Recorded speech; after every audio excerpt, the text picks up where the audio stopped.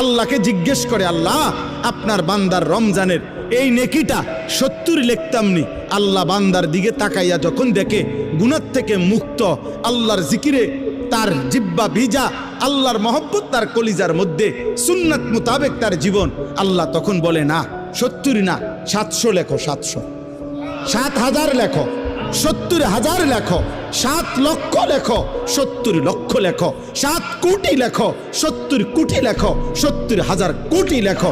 এক সেজদা, এক সেজদা, একবার সুবহানাল্লাহ বললে আল্লাহ বলে লেখো 70,000 কোটি সুবহানাল্লাহ লেখো।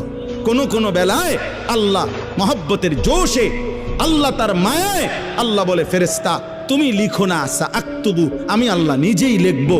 এই নেকি তুমি দিয়া পারতা না, আমি দেবো আমার বান্দার নেকি। বলেন বাপ, বলেন। আহাজ